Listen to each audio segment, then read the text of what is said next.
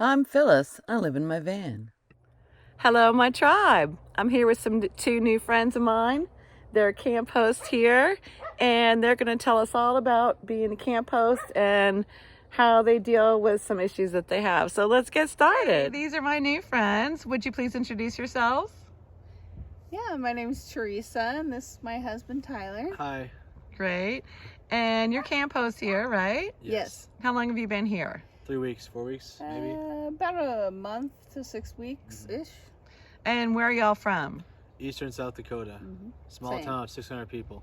Well, 600. Yes. that's him. I'm from a bigger city, but yep, South Dakota. How long have you been nomads? Since October, maybe November. So about 8 months. We Yeah. got married in October, and we've been on the road since. Traveling. How do you like being a camp host? Oh, we It's love peaceful. Yeah. it. We love It's it. really leisurely work, and you set your own hours. You have a set amount of hours each week, and you just portion it out how you want. I love it. It's very stress free. So That's great. And of course, you get to be in nature. That's the best part for me. Yeah. It really is. Look at our backyard. I know. Right? It's really breathtaking here. And if you stay to the end, I'll put up a little bit of video for this area. It's just really gorgeous. Okay, so tell us a little bit. I understand that you have some mental illness. Would you mind telling us about that? So I have schizoaffective bipolar mania, which is several mental diseases kind of combined in their own little subways. I was originally diagnosed with paranoid schizophrenia at 18. I was institutionalized many times until I was 23.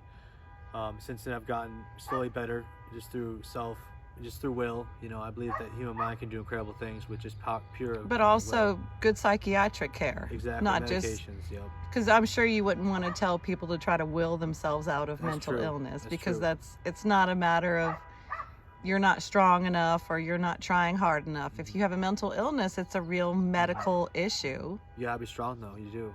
You do, but I just don't want to give the message that you can just power your way out of it. That's true, yeah. Instead of getting quality mental health care. I've seen many doctors Yes. throughout the years. I've seen maybe 5, 6 of them, and they've all been wonderful to me.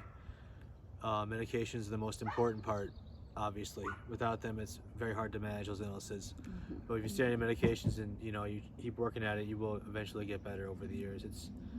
It's not easy, but it's possible. I'm sure it's a real challenge. It is. But you've got some good medical care and some good medication. And I assume this is an easier way of life for you being a nomad? A lot less stress, and stress is very important in mental health. If you're not stressed out, you're likely to be, of course, calm, and you can make better decisions. You're able to relax, and the more you're in society's norms, I feel like the more you're in that 9 to 5 every day, the more stress builds up, and it's just not so hard. It's so hard to manage that with mental health. The stress and that are so interlinked. It's important to escape that, in my opinion. That's why I did. I tried to escape that lifestyle and try to find a more leisurely, peaceful way. And out here in the woods, it doesn't get much easier. And there's also a lot of judgment living with normal people, in quotes. There are a lot of stigmas out there. Different kind of expectations about the way you're supposed to be, who you're supposed to be, fitting into a mold.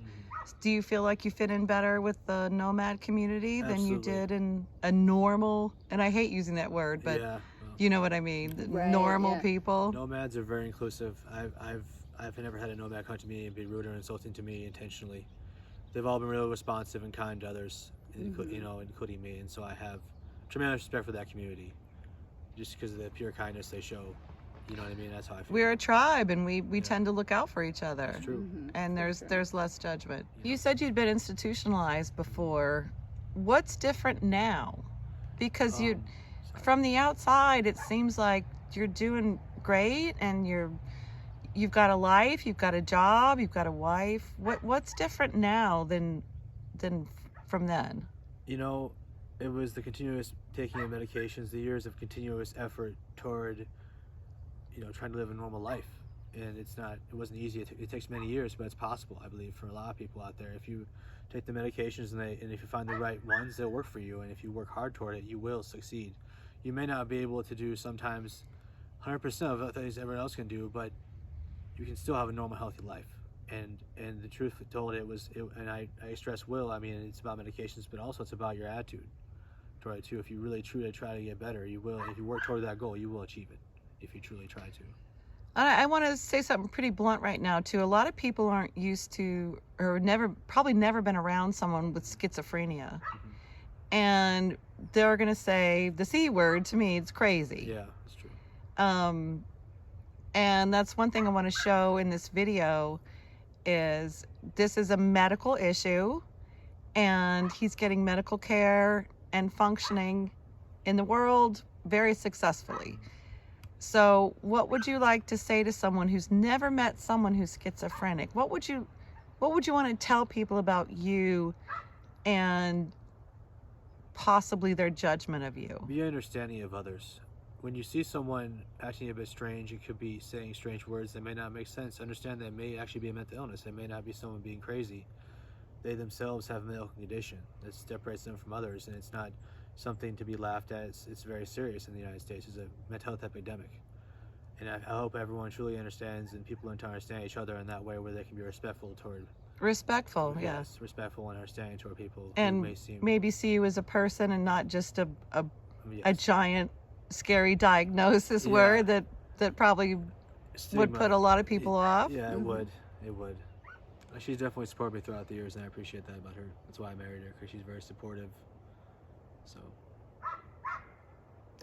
Yeah, I mean, I mentioned earlier I had a degree. I do have a diagnosis. I have borderline personality disorder.